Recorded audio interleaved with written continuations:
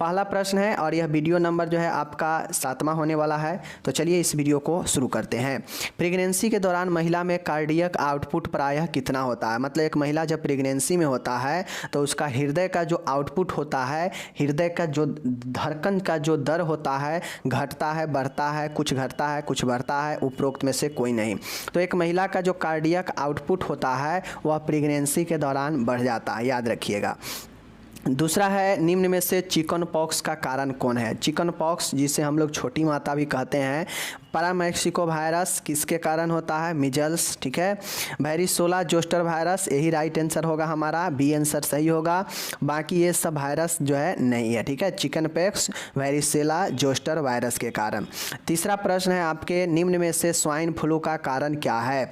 My dear, ये swine flu का जो कारण होता है कौन सा, सबसे पहले समझ लीजिए। स्वाइन फ्लू जो होता है यह आपके श्वसन तंत्र को प्रभावित करता है।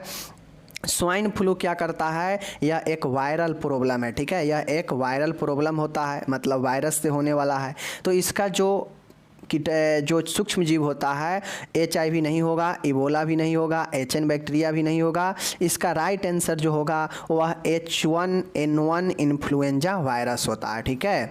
H1N1, ए डॉस नहीं है, 1 है, ठीक है। H1N1, ठीक है, याद रखिएगा इसको।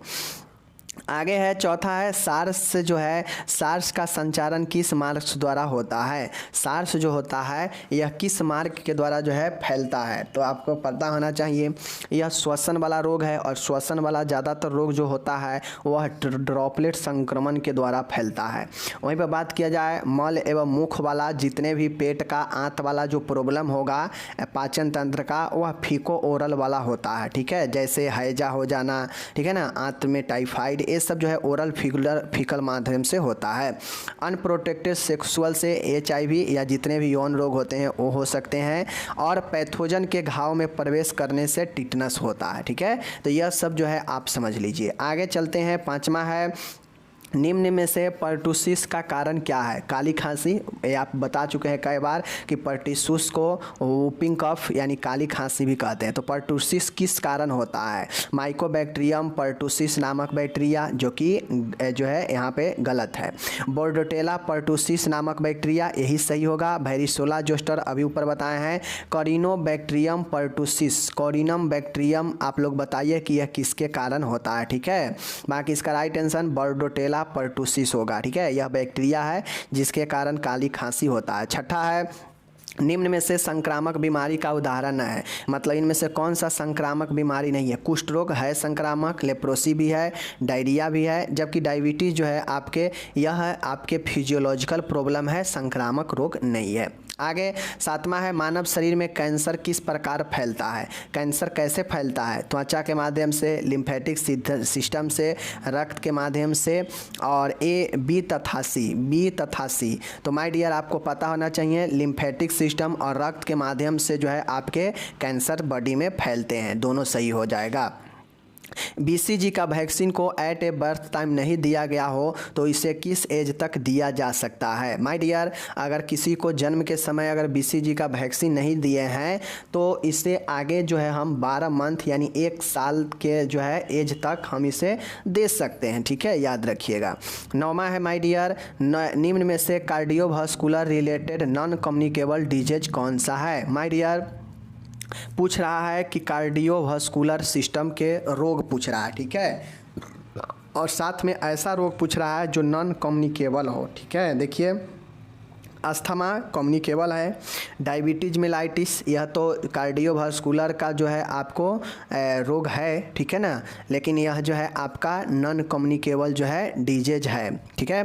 CVA और CAD ये सब जो है आपको क्या चीज़ है बताना है। तो माय डियर राइट आंसर हो जाएगा ऑप्शन नंबर A। CAD जो है यह क्या है आपका नॉन कम्युनिकेबल डिजीज है, ठीक है। CAD कोरोनरी आर्टरी डिजीज होता है, याद रखिएगा।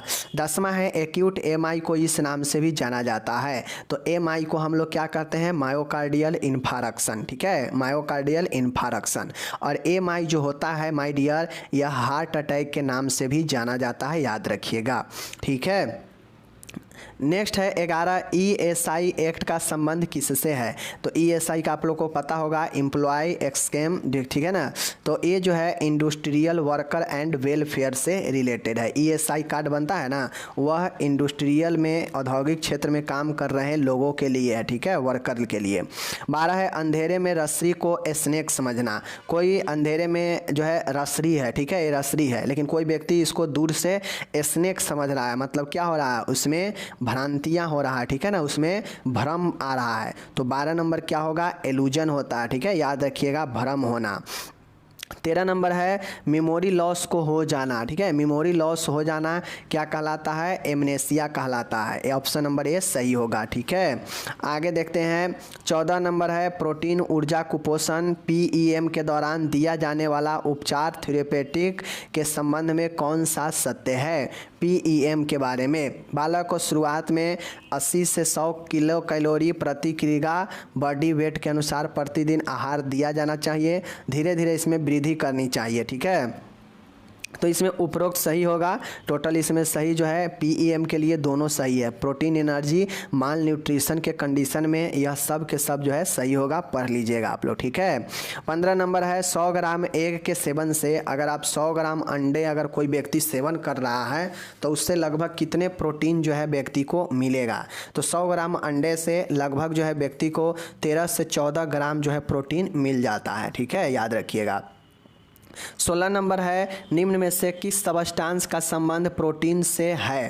कहता है कि प्रोटीन से किसका संबंध है। ए में है आयोनिक एसिड, लिनोनिक एसिड, ठीक है, ए में है आपका लिनोइक एसिड, एक बी नंबर में है लिलोनेनिक एसिड, ठीक है, और सी में है देख लीजिए एरेनिकीडोनिक एसिड, एरेनिकीडोनिक एसिड, और डी में है एमिनो एसिड। तो माय डियर जहाँ भी प्रोटीन आ जाएगा वहाँ पे एमिनो एसिड से ही रिलेटेड होगा, ठीक है, एमिनो एसिड से प्रोटीन और प्रोटीन से एमिनो एसिड, याद रखिएगा सीधा।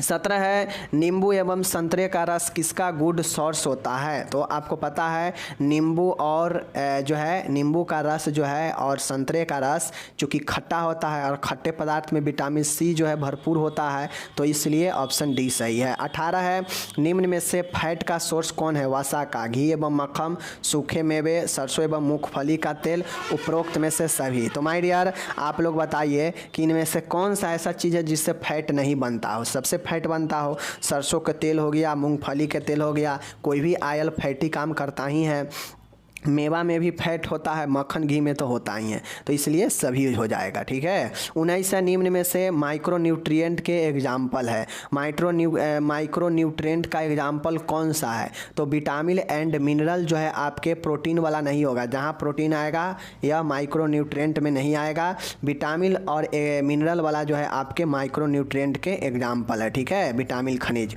20 है प्लेसेंटा को एक्सपल्सन के बाद इसे किस कलर के बिन में डिस्कार्ड किया जाता है। आप लोग को पता है कि शरीर से निकले गए एनाटॉमिकल पार्ट, शरीर के कोई भी अंग जो शरीर से निकल जाता है तो और वह वेस्ट हो जाता है तो उसको हम लोग पीले जो है डस्टबिन में डालते हैं। तो पीले कलर में प्लेसेंटा भी शरीर से निकला ही हुआ पार्ट होता है यूट्रस से, तो उसे येलो में डालते हैं, ठीक है। आगे है 21 नंबर इन्फेंट की पल्स रेट एडल्ट के तुलना में क्या होता है। तो आपको पता होना चाहिए, चाहे रिस्पायरेशन रेट हो, पल्स रेट हो, हार्ट रेट हो, सब जो है एडल्ट के तुलना में जो है आपको इन्फेंट में ज़्यादा ही होता है, अधिक ही होता है, याद रखिएगा, ठीक है। 22 नंबर है एक पर्सन द्वारा टॉक्सिक सब्सटेंस का इंजेक्शन करने पर निम्न में से कौन सा प्रोसीड्यूर किया जाता है। तो जब एक मरीज में हम टॉक्सिक्स मतलब विषैले पदार्थ को इंजेक्शन देते हैं तो उसमें से कौन सी प्रोसीड्यूर जो है किया जाता है। NG tube feeding, gastric lavage, ठीक है, क्लोनिक इरिगेशन और ट्रेकियोब्रोंकियल सक्सिन। तो माय डियर गैस्ट्रिक लेवेज जो होता है इसके द्वारा इसके प्रोसीड्यूर में टॉक्सिक सब्सटेंस का इंजेक्शन किया जाता है। 23 है किसी पेशेंट को मेडिसिन की 10 ml देनी हो तो उसे उस मेडिसिन की कितनी टी स्पून देनी चाहिए। और ये आपको कब याद होगा, जब आप इसको अच्छे से पढ़े होइएगा तभी, क्योंकि आपको पता होना चाहिए कि एक टी स्पून का जो है कैपेसिटी कितना ml का होता है, ये चीज़ें पता होनी चाहिए। तो आज आपको पता चलेगा कि एक टी स्पून कितने क्षमता में होता है, तभी तो आप जो है 10 ml देना है तो आप पता कर पाइएगा कि कितने जो है टी स्पून जो है आप दीजिएगा तो 10 ml हो जाएगा। तो एक पेशेंट को हमें 10 ml दवा देना है, ठीक है, लिक्विड फॉर्म में दवा है 10 ml देना है, तो हम कितने टी स्पून जो है दवाई देंगे कि 10 ml हो जाएगा। तो यह थियोरिकल अच्छा क्वेश्चन है, देख लीजिए। 1 2 3 4 तो आपके सामने है 2। माय डियर, अब इससे समझ लीजिए कि एक टी स्पून का जो कैपेसिटी होता है ना, चम्मच जो होता है जिसके द्वारा दवाई आप देते हैं मरीज को, तो उसका कैपेसिटी जो है 5 ml का होता है। कितने ml का? 5 ml का, ठीक है।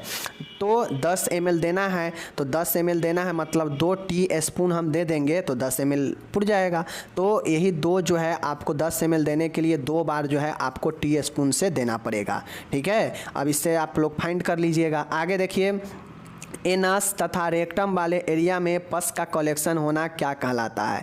मतलब मल द्वार हो या मलाशय हो, इस एरिया में अगर पस का जमाव हो जा रहा हो, चाहे एनस में चाहे रेक्टम में, तो इस कलेक्शन को क्या कहते हैं? Anorectal fissure, anal fistula, anorectal अवशेष और हेमोरॉइड। तो माय डियर, अगर पस जहाँ जम जाता है वहाँ पे अवशेष का निर्माण हो जाता है, घाव का निर्माण हो जाता है।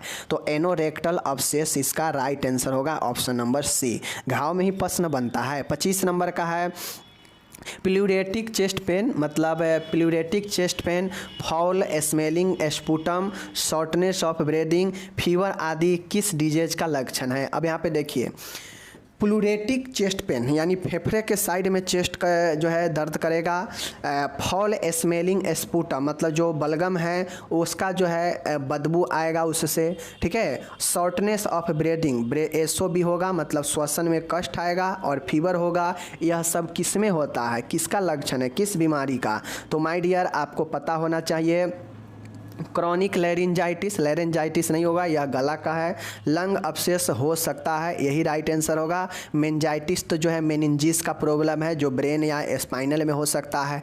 और इरिटेबल बाउल सिंड्रोम IBS होता है जो आंत का प्रॉब्लम होता है, ठीक है। तो इसका right answer option number B होगा, लंग एब्सेस, ठीक है। 26 है, इनमें से पैंक्रियाटाइटिस में मेडिकल मैनेजमेंट में शामिल है। अब देखिए यहाँ पे आइटिस लगा है, तो आइटिस का मतलब इन्फ्लामेशन होता है, और इससे पहले पैंक्रिया है, मतलब पैंक्रियाटिक मतलब होता है कि अग्नाशय, ठीक है, पैंक्रियाज। तो पैंक्रियाज का यह इन्फ्लामेशन है, तो इसमें मेडिकल मैनेजमेंट क्या होगा?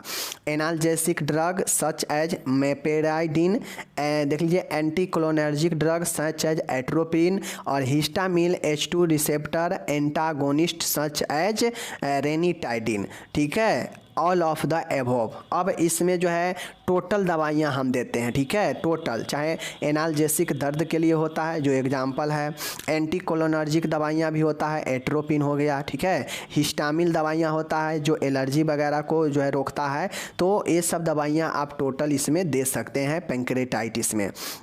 27 है केरेटाइटिस। माय डियर, केरेटाइटिस का मतलब होता है कि इन्फ्लामेशन ऑफ कॉर्निया, ठीक है। के से केराटाइटिस और के से कॉर्निया, याद रखिएगा।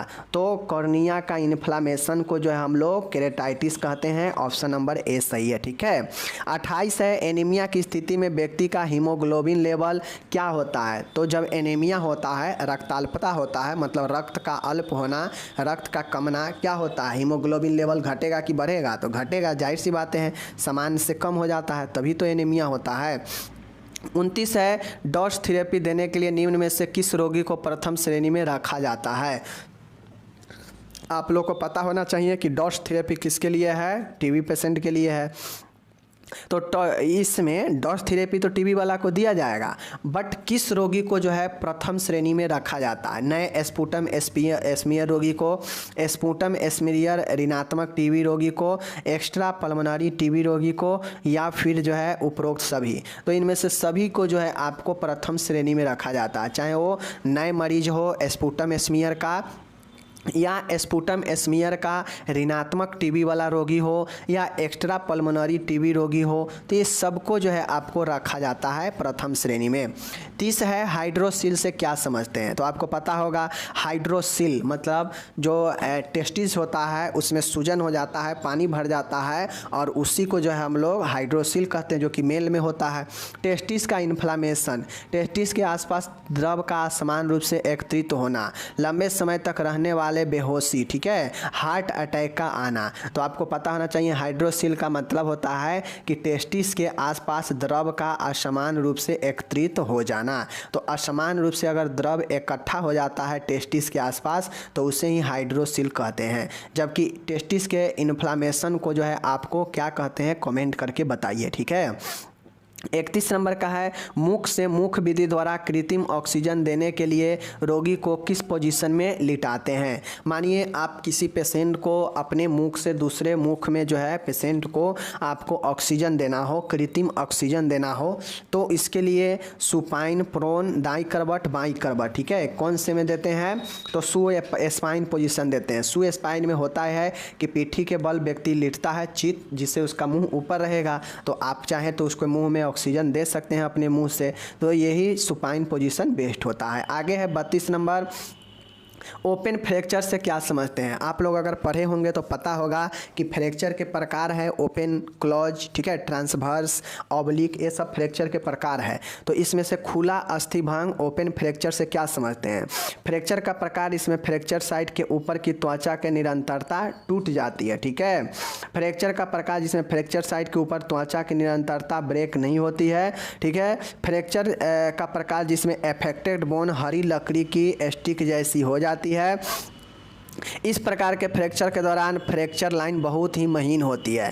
तो ओपन फ्रैक्चर का मतलब होता है कि फ्रैक्चर इस प्रकार से होता है कि जहाँ भी फ्रैक्चर होता है अस्थिभंग, उस साइट पर जो है त्वचा निरंतरता से टूट जाता है, मतलब त्वचा भी जो है घायल हो जाता है और हड्डी जो है आर पार जो है त्वचा से बाहर निकल जाता है, ठीक है ना। और यह भयानक कंडीशन में होता है। जब खतरनाक एक्सीडेंट या चोट होता है तो देखते होइएगा कि हड्डी जो है त्वचा को आर पार करके बाहर निकल जाता है, तो इसीलिए इसे ओपन कहता है, ठीक है ना, जिसमें हड्डी दिखने लगता है कि हड्डी टूट के बाहर निकलता है त्वचा से।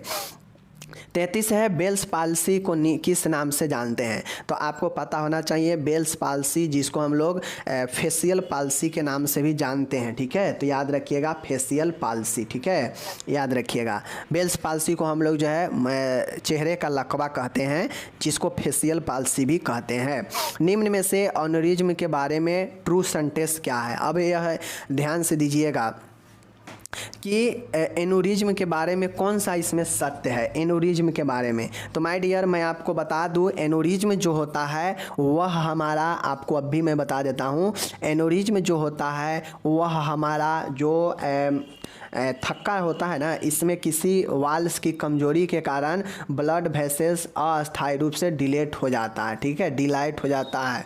अब होता है एन्युरिज्म जो होता है यह जो है इसमें सूजन हो जाता है। एन्युरिज्म जो होता है यह हमारा हार्ट से रिलेटेड बेसिकली प्रॉब्लम है, जिसमें कोई ना कोई वाल्व जो होता है वह ख़राब होने से जो है क्या होता है, ब्लड वेसल्स में कमजोरी आने लगता है और वहाँ पे डिलेट होने लगता है, डिलाइट होने लगता है। समझ रहे हैं चीज़ों को।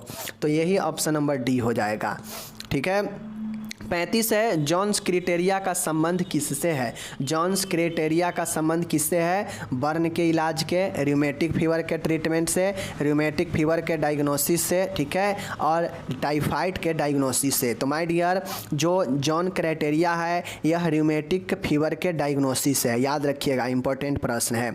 36 नंबर है मालिश करने से आप क्या समझते हैं। मालिश करने से आप क्या समझते हैं, लंग्स में औषधि युक्त गैस को अंदर खींचने की प्रक्रिया, गलत। किसी मलहम को स्किन पर रगड़ना, यही राइट आंसर होगा, ठीक है।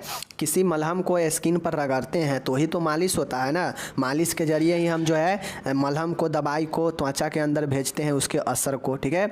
37 नंबर है एक रोगी को इंट्रामस्कुलर इंजेक्शन कहाँ लगाया जा सकता है? तो आपको पता होना चाहिए बटक्स के ग्लूटियल मसल्स के मांसपेशी पर, ठीक है, कंधों में डेल्टॉइड मांसपेशी पर। तो राइट आंसर क्या हो जाएगा? बी और सी दोनों हो जाएगा। अगर हमें मांस में इंजेक्शन लगाना हो तो कंधा पर जो है हम कंधा के डेल्टॉइड मांसपेशी में लगाते हैं और नीचे बटक मतलब हिप कूल्हा पर जो है आप यहाँ पे देख लीजिए ग्लूटियल मसल्स में लगाते हैं, ठीक है। 38 है किशोर बालक बालिकाओं में डीवर्मिंग के लिए अल्बेंडाजोल की जो है डोज कितनी दी जाती है? मतलब एक किशोर बालक और बालिका है उसमें हम डीवर्मिंग का मतलब होता है कि जो कीड़ा हो जाता है ना उसको मारने के लिए एल्बेंडाजोल को कितनी डोज देते हैं। तो किशोर बालक बालिकाओं में होरासोमनी देते हैं, मीन्स बेड सोते समय देते हैं 400 mg एक टाइम देते हैं, ठीक है। तो यही जो है आपका हो जाता है एक टाइम 400 mg और वो भी होरासोमनी में देते हैं, ठीक है, किशोर में, ठीक है। आगे चलते हैं। 39 है 1 ग्राम में कितने मिलीग्राम होते हैं? आपको पता होना चाहिए कि 1 ग्राम में कितने मिलीग्राम होते हैं। सबसे पहले आपको ये समझना पड़ेगा कि जो ग्राम होता है यह जो है मिलीग्राम से ज़्यादा होता है। मिली मतलब एकदम छोटा, यानी ग्राम से भी छोटा। तो जिस प्रकार से हम 1 लीटर में 1000 जो है 1000 ml बताते हैं, ठीक है ना, 1000 ml बराबर 1 लीटर होता है ना, तो उसी प्रकार से जो है 1000 जो है मिलीग्राम बराबर 1 ग्राम होता है। इसको आप लोग समझिएगा, ठीक है। चलिए आगे चलते हैं। ऑप्शन सी हो जाएगा। 40 है ट्यूबरक्लोसिस। माय डियर, ट्यूबरक्लोसिस के उपचार हेतु उपयोग में ली जाने वाली थेरेपी का नाम बताएं। तो आपको पता है ट्यूबरक्लोसिस टीबी के उपचार के लिए इसमें डॉस थेरेपी सबसे उपयुक्त है। फोटोथेरेपी, जो बच्चा में बिलिरुबिन की मात्रा बढ़ जाता है तो उसके लिए फोटोथेरेपी होता है। ART होता है आपको जो है HIV से पीड़ित मरीजों के लिए होता है, ठीक है ना। तो ये चीज़ें याद रखिएगा। आगे है 41 निम्नलिखित में से एंटी कन्वल्सिव मेडिसिन का उदाहरण कौन सा है? तो माय डियर, एंटी कन्वल्सल के मतलब क्या होता है कि आपक्षेप अवरोध, ठीक है ना, आपक्षेप रोधी मतलब दौरा को रोकने वाला दवाई इसमें कौन है? कन्वल्सन मतलब दौरा ही होता है, ठीक है ना। तो दौरा को रोकने वाला दवाई कौन है? डुलोक्स, देख लीजिए डुलोकोलेक्स, ठीक है ना, डल्कोलेक्स, एमिनोफाइलिन, नाइट्रोग्लिसरीन, डाइजापाम। तो देख लीजिए नाइट्रोग्लिसरीन यह आपके चेस्ट पेन पर दिया जाता है। एमिनोफाइलिन यह जो है श्वसन को राहत दिलाता है अस्थमा वाले को, जबकि डाइजापाम हमारा जो है एंटी कन्वल्सन भी होता है और यह सीडेटिव दवाई भी होता है, ठीक है, याद रखिएगा। आगे है 42 नंबर। 50% ग्लूकोज के घोल के जो है 100 जो है मिली में ग्लूकोज की कितनी मात्रा होती है? मानिए 50 जो है % ग्लूकोज के घोल में 100 ml में कितने ग्लूकोज की मात्रा होगा? तो 50 ग्राम, ठीक है, 50 ग्राम मात्रा होगा, ठीक है ना, 100 ml के एक आपके घोल में, ठीक है। 43 नंबर है HIV के संक्रमण का पता लगाने के लिए कौन सी तकनीक अपनाई जाती है? ठीक है, northern blot ELISA test, immuno blot ELISA test, ठीक है, southern blot ELISA test, western blot D ELISA test. My dear, HIV के संक्रमण के लिए आपको पता है एलिसा टेस्ट जो है होता है, उसमें से जो है आपके वेस्टर्न ब्लॉट एलिसा टेस्ट होता है, याद रखिएगा। आगे है 44 नंबर। गॉल ब्लैडर का यानी पित्ताशय के इन्फ्लामेशन प्रदाह को क्या कहते हैं? तो आपको पता होना चाहिए कोलिसाइटिसिस होता है। क्या होता है? कोलिसाइटिसिस होता है, जो कि इन्फ्लामेशन है ब्लैडर, गोल ब्लैडर का, ठीक है, याद रखिएगा ऑप्शन नंबर ए। ओके, ये सब इंपॉर्टेंट है। 45 है रीनल ट्रांसप्लांटेशन हेतु रिसीवर का चयन करने के साथ किस बात का ध्यान रखना चाहिए? वह इन्फेक्टियस डिजीज से फ्री होना चाहिए, उसमें एक्टिव मैलिग्नेंस अब्सेंट होनी चाहिए, वह हिप्टिक डिजीज से फ्री होना चाहिए, उपरोक्त में से सभी। यहाँ पे ये कह रहा है कि अगर किसी को किडनी ट्रांसप्लांट किया जाएगा तो उसमें जो किडनी ट्रांसप्लांट जिसमें किया जाएगा तो उसमें किन किन बातों का ध्यान रखना चाहिए। तो इनमें से सभी होगा ना, उससे जो है आपको लीवर का रोग होना चाहिए, ना ही उससे कोई इन्फेक्टियस डिजीज होना चाहिए, और ना ही उसमें मेलिग्नेंस जो है, एक्टिव मेलिग्नेंस जो है एब्सेंट होनी चाहिए। ठीक है, इस चीज़ को ध्यान रखना है, इसलिए सभी सही है। 46 है, निम्न में से कोलोरेक्टल कैंसर का रिस्क फैक्टर क्या है। क्लोरेक्टल मतलब कोलोन और रेक्टल मतलब आंत। ठीक है, बड़ी आंत का कैंसर और मलाशय के कैंसर में रिस्क फैक्टर क्या है। विटामिन ए और डी का डिफिशियंसी, माइक्रोबियल इन्फेक्शन, ठीक है, अनप्रोटेक्टेड सेक्सुअल इंटरकोर्स और high fat and low fibre diet. अगर आप बहुत ज़्यादा जो है वसा वाला भोजन करते हैं और फाइबर वाला भोजन कम लेते हैं तो क्या होगा, कब्ज ज़्यादा बनेगा और इससे आपके आंतों में रुकावट आएगा, मलाशय जाम होगा और इससे और ज़्यादा प्रॉब्लम कैंसर जो है हो सकता है, यह और ज़्यादा रिस्क बनता है। ठीक है, तो कोलोरेक्टल कैंसर के लिए जो है हाई फैट और लो फैट वाला डाइट, लो फाइबर वाला डाइट रिस्क फैक्टर है। ठीक है, 47 है, देख लीजिए, सिम्प्टोमेटिक फाइब्राइड के ट्रीटमेंट हेतु चॉइस ऑफ सर्जरी कौन सा है। तो माय डियर, फाइब्राइड क्या होता है आपको पता होना चाहिए कि यूट्रस में जो है छोटा छोटा जो है गिल्ठी के समान जो रचना बन जाता है उसी को फाइब्राइड कहते हैं, और इसका चॉइस ऑफ सर्जरी होता है वह हिस्टेरेक्टोमी होता है। ठीक है, गर्भाशय का सर्जरी यही हिस्टेरेक्टोमी होता है। ठीक है, बी आंसर। 48 है, मास्टेक्टोमी का अर्थ क्या है। तो आपको पता होना चाहिए कि मास्टेक्टोमी का मतलब होता है कि ब्रेस्ट टिश्यू का सर्जरी, यानी ब्रेस्ट का जो है सर्जरी के द्वारा हटाना या ब्रेस्ट का सर्जरी ही मास्टेक्टोमी कहलाता है। 49 नंबर है, एडल्ट में रूल्स ऑफ 9 में एक होल अपर एक्सट्रेमिटी को दिया जाता है। कहता है कि एक एडल्ट में रूल ऑफ 9 में होल अपर एक्सट्रेमी मतलब ऊपर के अंगों को कितना जो है परसेंट दिया जाता है। तो ऊपर के अंग में जो है क्या होता है, अगर बच्चा है तो 18%, अगर सियाना है तो 9%, याद रखिएगा। ठीक है, तो इस चीज़ को याद रखिएगा। 50 है, पोस्ट, देख लीजिए, पोस्ट कोर। ठीक है ना, पोस्ट कोर में पोस्ट का फुल फॉर्म क्या है। पोस्ट कोर में पोस्ट का फुल फॉर्म क्या है, तो देख लीजिए, A planning, organizing, staffing and directing. Post में, पोस्ट कोर में पोस्ट का फुल फॉर्म है P for planning, O for organizing, S for staffing and D for directing. तो यह पोस्ट का फुल फॉर्म है, ऑप्शन नंबर ए में दिया गया है, याद कर लीजिए। तो इस प्रकार से आपका यह 50 क्वेश्चन, और अपना जो है आशीर्वाद बनाए रखिए, शेयर कीजिए, और पढ़ने के लिए सबसे बेस्ट जो प्लेटफॉर्म है वह यही आपका मेडिकल नर्सिंग है। यहाँ पे आके डेली पढ़ सकते हैं, ANM का तैयारी आप कर सकते हैं। ओके, मिलेंगे अगले वीडियो में, धन्यवाद।